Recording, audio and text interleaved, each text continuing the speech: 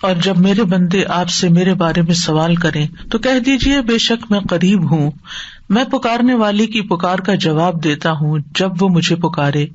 تو ان کو چاہیے کہ وہ میرا حکم مانیں اور مجھ پر ایمان رکھیں تاکہ وہ ہدایت پائیں۔ فاستغفروه ثم توبوا إليه إن ربي قريب مجيب۔ سو اس سے بخشش مانگو پھر اس کی طرف پلٹ آؤ، یقیناً میرا رب قریب ہے، قبول کرنے والا ہے۔ اللہم لک الحمد لا الہ الا انت وحدک لا شریک لک المنان بدیع السماوات والارض ذی الجلال والاکرام۔ اے اللہ، ساری تعریف تیرے لیے ہے، تیرے سوا کوئی الہ نہیں، تو اکیلا ہے، تیرا کوئی شریک نہیں، تو بہت نوازنے والا ہے، تو آسمانوں اور زمین کا پیدا کرنے والا ہے، اے جلال اور اکرام والے رب۔ اللہم صلی علی محمد وعلی آل محمد کما صلیت علی ابراہیم وعلی آل ابراہیم انک حمید مجید۔ اللہم بارک علی محمد وعلی آل محمد کما بارکت علی ابراہیم وعلی آل ابراہیم انک حمید مجید۔ آج ہم انشاءاللہ رزق میں کشادگی کی دعائیں پڑھیں گے۔ اللہ تعالیٰ نے انسان کو پیدا کیا اور پیدا کرنے کے بعد یوں ہی چھوڑ نہیں دیا، بلکہ انسانوں کی ضروریات بھی پوری کی، انہیں رزق عطا کیا، انہیں زندگی بسر کرنے کے اسباب بھی فراہم کیے۔ سورۃ الروم میں اللہ تعالیٰ فرماتے ہیں اللہ الذی خلقکم ثم رزقکم ثم یمیتکم ثم یحییکم هل من شرکائکم من یفعل من ذلکم من شیء سبحانہ وتعالی عما یشرکون۔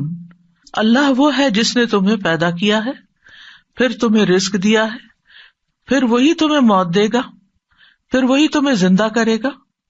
کیا تمہارے شریکوں میں سے کوئی ہے جو ان کاموں میں سے کچھ بھی کرے، یعنی زندگی دے اور رزق دے یا موت دے؟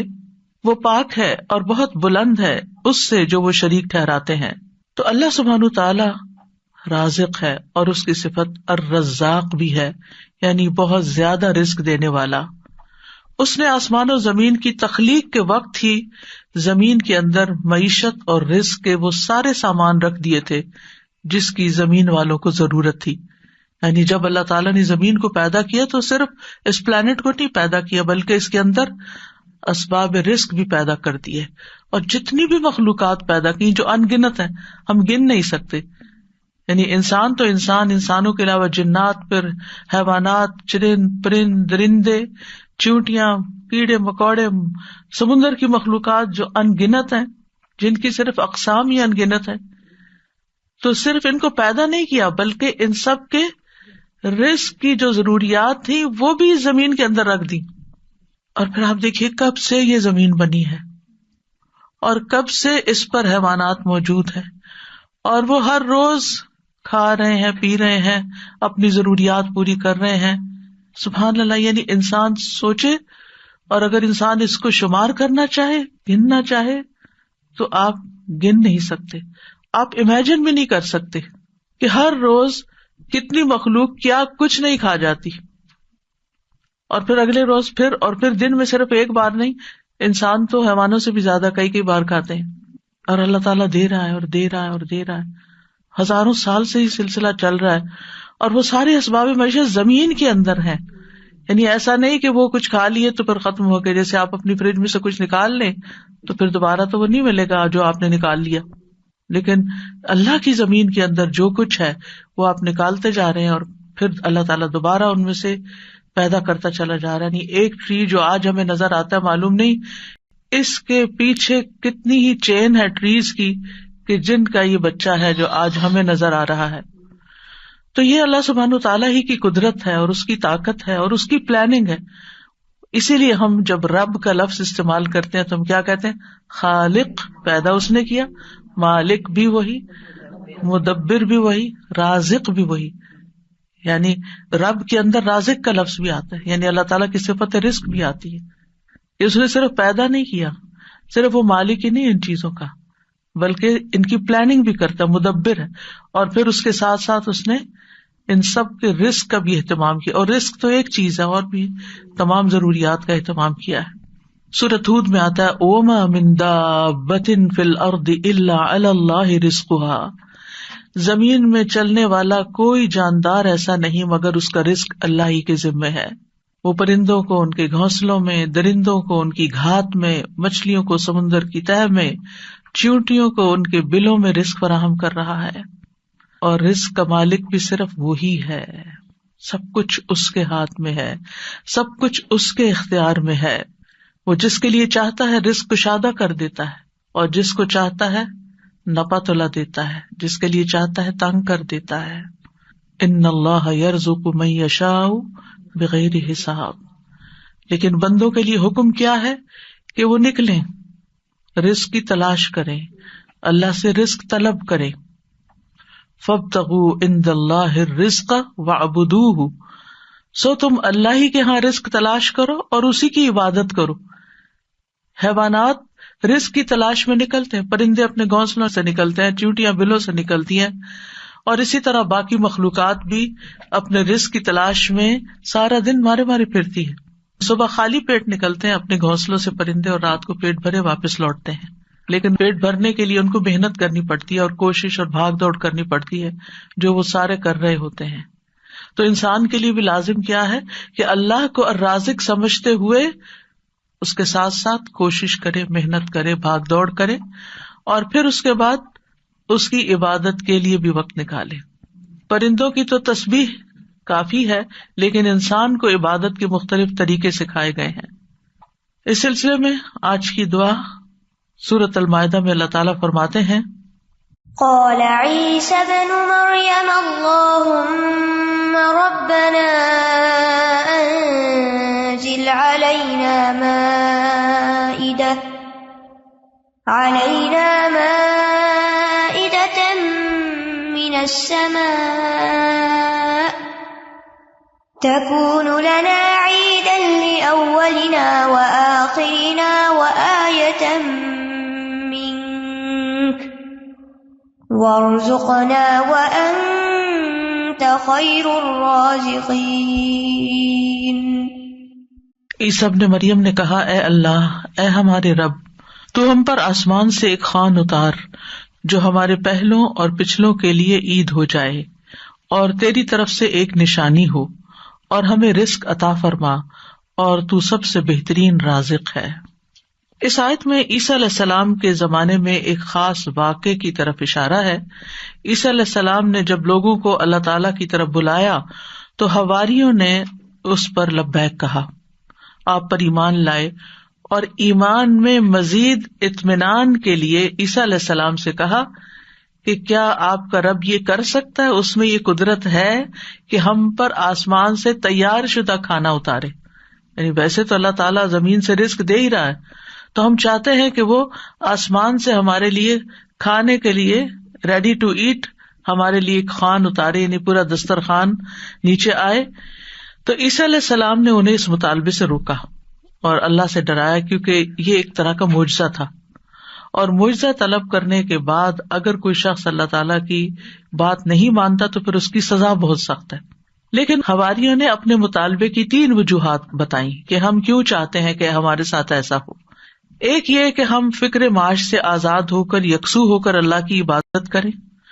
دوسرے یہ کہ ہمیں یقین حاصل ہو جائے کہ آپ جو کچھ ہمیں کہہ رہے ہیں کہ یہ اللہ کی طرف سے ہے وہ بالکل سچ ہے، حقیقت ہے، اور اللہ واقعی ہر چیز پر قدرت رکھتا ہے. اور تیسرے یہ کہ جب وہ دسترخوان نازل ہو تو پھر ہم سب خوش ہو جائیں. ظاہر ہے کہ اللہ کی طرف سے جو کھانا آئے گا تو اس کا تو پھر کیا ہی لطف ہوگا اور کیا ہی اس کا حساب ہوگا. تو ہم اس دن کو پھر خوشی کا دن بنا لیں، ہماری عید کا دن بن جائے، اور پھر ہم آئندہ بھی اس دن کو یاد رکھتے ہوئے ہر سال عید منایا کریں. جب ان کا یہ مطالبہ سنا تو عیسیٰ علیہ السلام نے نہایت عاجزی کے ساتھ اللہ رب العزت سے دعا کی. لوگوں کا یہ مطالبہ اللہ تعالیٰ کے سامنے پیش کر دیا، اور اللہ تعالیٰ سے دعا کی کہ لوگوں کو غیب سے رزق عطا فرمائے جو ان کے اگلوں اور پچھلوں کے لیے ایک یادگار خوشی کا دن بن جائے، اور یہ ایسا معجزہ ہو کہ لوگ اپنی آنکھوں سے دیکھ لیں کہ کس طرح آسمان سے اترا، یعنی وہ زمین کے رزق سے پھر مختلف چیز ہو، کیونکہ زمین کا رزق تو سب اپنی آنکھوں سے دیکھتے ہیں، جو کچھ زمین پیدا کرتی ہے اور جو سمندر سے اور مختلف سورسز سے ہمیں رزق حاصل ہوتا ہے، لیکن یہ جو آسمان کا رزق ہے obviously یہ زمین کے رزق سے مختلف ہوگا، تو اس سے ہمارا ایمان بڑھ جائے گا۔ تو عیسیٰ علیہ السلام نے عرض کی قال عیسی ابن مریم اللہم ربنا، آپ دیکھیے دعاؤں میں یا اللہم آتا ہے یا ربنا آتا ہے، یہاں عیسیٰ علیہ السلام نے دونوں صیغے استعمال کیے ہیں، اللہم ربنا یعنی حواریوں کا مطالبہ قبول کر کے اللہ سبحانہ تعالیٰ سے نہایت عاجزی کے ساتھ دعا کی کہ اے اللہ، اللہم اے اللہ، ربنا جو ہمارا پالنے والا ہے، جو ہمارا رب ہے۔ اور اس سے یہ بھی ظاہر ہوتا ہے کہ عیسیٰ علیہ السلام اپنے آپ کو نہ اللہ سمجھتے تھے، نہ اللہ کا بیٹا، اور نہ ہی رب سمجھتے تھے، بلکہ وہ اللہ سبحانہ تعالیٰ کو یا اللہ اور یا رب کہہ کے پکار رہے تھے۔ تو اس سے کیا ظاہر ہوتا ہے کہ وہ خود رب نہیں تھے، اور نہ ہی وہ اس کے قائل تھے، اور نہ ہی وہ کسی چیز میں اپنا کوئی اختیار سمجھتے تھے۔ اور پھر یہ بھی دیکھیے کہ حواریوں نے عیسیٰ علیہ السلام سے یہ کیوں کہا کہ آپ دعا کریں؟ اگر وہ انہی کو رب مانتے ہوتے تو انہی سے مانگ لیتے۔ تو ان سے جب انہوں نے یہ کہا تو اس سے یہ پتا چلتا ہے کہ عیسیٰ علیہ السلام کے ماننے والوں کے ذہن میں کہیں دور پار بھی یہ خیال نہیں تھا کہ عیسیٰ علیہ السلام اللہ کا کوئی حصہ ہے نعوذ باللہ، یا کوئی بیٹے ہیں، یا کسی بھی طرح الوہیت کا کوئی مقام رکھتے ہیں۔ وہ ان کو ایک نبی کے طور پر ہی سمجھتے تھے۔ تو انہوں نے اللہ سبحانہ تعالیٰ ہی کی ربوبیت کا اس بات کیا یا اس پر ایمان لائے۔ پھر کہا کہ تکون لنا عیدا لاولنا وآخرنا، عید کا لفظ عاد یعود سے ہے، لوٹ کر آنا، یعنی وہ خوشی جو بار بار آئے، ہر سال پلٹ کر آئے۔ یہ سالانہ بھی ہو سکتی ہے اور ہفتہ وار بھی۔ مسلمانوں کی 2 عیدیں سالانہ ہیں اور 1 ہفتہ وار ہے۔ اس کے علاوہ کوئی اور عید ثابت نہیں ہے جو ہم نے خود سے بنا لی ہیں عیدیں، وہ قرآن و سنت سے ثابت نہیں ہے۔ تو ہم سالانہ عید تو اچھی طرح مناتے ہیں، لیکن افسوس یہ کہ جمعے کا اہتمام کم سے کم ہوتا جا رہا ہے۔ جمعے کے دن بھی غسل کرنا چاہیے، اچھے صاف ستھرے کپڑے پہننے چاہیے، تیار ہونا چاہیے، اہتمام کرنا چاہیے۔ یعنی جمعے کا دن عام دنوں کی طرح نہیں ہونا چاہیے، یعنی وہ دن ہمارے لیے خاص دن ہے، اسے خاص دن سمجھ کر ہی اس میں سارے کام کریں، چاہے وہ عبادت کے ہوں یا جو دوسرے کام ہوں۔ اور پھر آپ دیکھیے کہ انہوں نے کہا کہ وہ دن ہمارے لیے عید کا ہو، لأولنا وآخرنا، ہماری پہلی فرسٹ جنریشن یعنی جو ہمارے دور کے لوگ ہیں، وآخرنا اور جو ہمارے بعد میں آئیں گے، وآیۃ منک، اور تیری طرف سے ایک نشانی بھی ہو، تیری قدرت کی علامت ہو، یعنی عیسیٰ علیہ السلام کی سچائی کی علامت ہو کہ یہ واقعی اللہ کے رسول ہیں اور انہوں نے جو کہا وہ سچ کہا۔ اور پھر وارزقنا وانت خیر الرازقین دعا بھی کی، اور یہ رزق کے حصول کی دعا بھی ہے، یعنی اتنا حصہ اگر انسان پڑھتا ہے، وارزقنا وانت خیر الرازقین، تو ہمیں عطا کر، ہمیں رزق دے، اور تو سب سے بہترین رزق دینے والا ہے، اور یہاں پر ہمیں کسی مشقت کے بغیر اپنے پاس سے رزق عطا فرما۔ اب آپ دیکھیے کہ اللہ سبحانہ تعالی بہترین رازق ہے، یعنی کس اعتبار سے کہ جو اس کی طرف سے رزق آتا ہے وہ اپنی کیفیت کے اعتبار سے اور کمیت کے اعتبار سے بہترین ہوتا ہے، یعنی سب سے افضل ہوتا ہے۔ اور انسانوں نے اس کی جو شکلیں بنا لی ہیں، پروسیس کر لیا اس کو، تو وہ اپنی کیفیت کے اعتبار سے بہترین نہیں رہا، کیونکہ انسانوں کے لیے اس طرح فائدہ مند نہیں۔ آپ نے دیکھا ہوگا کہ جو چیزیں نیچرلی اگتی ہیں، گرو کرتی ہیں، اور جو فریش فوڈ آپ سی سے لیتے ہیں، سی فوڈ ہوتی ہے یا کچھ، یا ہم باقی غذاؤں کے مقابلے میں زیادہ صحت مند غذائیں ہوتی، خیر الرازقین۔ اور اس لیے بھی خیر الرازقین کہا گیا اللہ تعالیٰ کو کہ لوگ اگر اللہ تعالیٰ کی نافرمانی بھی کریں تو بھی وہ ان کو اپنا رزق دیتا ہے، وہ کفر بھی کریں، اس کا انکار بھی کریں، اس سے ناراض بھی ہوں، پھر بھی رزق دیتا ہے. لیکن بندوں میں سے جو کسی کو رزق دیتے ہیں وہ ایسا نہیں کرتے، حتیٰ کہ ماں باپ بھی اگر دیکھتے کہ بچے بات نہیں مانتے تو ان سے کنارہ کش ہو جاتے ہیں. آپ جہاں جاب کرتے ہیں جاب نہیں کریں تو آپ کو کوئی سیلری نہیں دے گا. انسانوں کا معاملہ یہ ہوتا ہے. لیکن اللہ سبحانہ وتعالیٰ آپ عبادت کریں یا نہ، آپ نماز پڑھیں یا نہ، آپ روزہ رکھیں یا نہ، وہ آپ کو کھانے کو دیتا رہے گا. تو اس دعا سے یہ پتا چلتا ہے کہ انسان جب دعا کرے تو بہت عاجزی کے ساتھ دعا کرے اور اللہ تعالیٰ کو اس کے بہترین ناموں کے ساتھ پکارے. اللہم ربنا، یہ دونوں نام اکٹھے بھی کر سکتے ہیں، اور اس کے علاوہ بھی یا رزاق، یا فتاح. اور پھر یہ کہ انتہائی عاجزی اور انکساری رویے میں بھی ہونی چاہیے کہ اللہ ہم محتاج ہیں، تو دینے والا ہے. اور پھر اللہ تعالیٰ سے بہترین رزق مانگنا چاہیے، یعنی تو بہترین رزق دینے والا.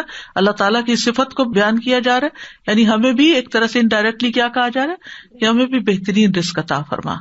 رزق کیا چیز ہے، یعنی رزق کا اطلاق کس کس چیز پر ہوتا ہے؟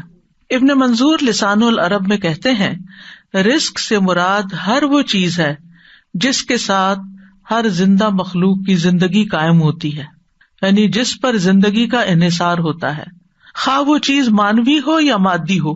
مانوی سے مراد یعنی جس کو ہم چھو نہیں سکتے، جس کو ہم جانتے ہیں، سمجھتے ہیں، محسوس کرتے ہیں، یعنی انٹینجیبل جس کو آپ کہہ سکتے ہیں.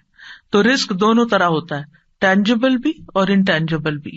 اسی طرح بعض نے یہ کہا کہ ہر نعمت ہی ایک طرح سے رزق ہے، یعنی جتنی بھی نعمتیں ہمیں ملی ہیں وہ ساری رزق ہیں. یعنی صرف مال ہی رزق نہیں ہے بلکہ رزق کا ایک وسیع دروازہ ہے. ہر وہ چیز جو اللہ تعالی بندوں پر نعمتوں کی صورت میں انعام فرماتا ہے، جیسے مال، اولاد، ہسبینڈ، اہل و عیال، ماں باپ، پھر اسی طرح صحت، محبت، قبولیت، یہ ساری چیزیں رزق کہلاتی ہیں. اور یہ اللہ تعالیٰ کی طرف سے تقدیر میں مقرر کر دی گئی ہیں. یعنی اللہ تعالیٰ نے ہر بندے کا رزق مقرر کر رکھا ہے کہ اس کو کتنا دینا ہے. تو انسان کے لیے پھر کیا لازم ہے کہ اللہ جب دے تو پھر انسان شکر ادا کرے.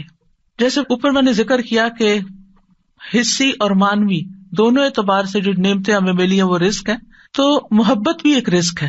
حضرت عائشہ کہتی ہیں میں نے نبی صلی اللہ علیہ وسلم کی ازواج میں سے کسی پر رشک نہیں کیا سوائے خدیجہ رضی اللہ عنہا کے، اور میں نے حضرت خدیجہ کو نہیں دیکھا، یعنی ان کو زمانہ نہیں پایا. وہ فرماتی ہے کہ رسول اللہ صلی اللہ علیہ وسلم جب بکری ذبح کرتے تو آپ فرماتے کہ اس کا گوشت خدیجہ کی سہیلیوں کو بھیج دو. وہ کہتی ہے کہ ایک دن میں غصے میں آ گئی. میں نے کہا آپ ہر وقت خدیجہ خدیجہ کرتے ہیں اور اس کی سہیلیوں تک کا خیال رکھتے ہیں. تو رسول اللہ صلی اللہ علیہ وسلم نے فرمایا انی قد رزقت حبھا، مجھے خدیجہ کی محبت عطا کی گئی ہے، یعنی اللہ نے میرے دل میں اس کی محبت ڈالی. انسان کسی کو مرنے کے بعد صرف محبت کی وجہ سے یاد رکھ سکتا ہے کہ جس کے ساتھ آپ کا کوئی قلبی تعلق ہو، اور یہ بھی اللہ دلوں میں ڈالتا ہے.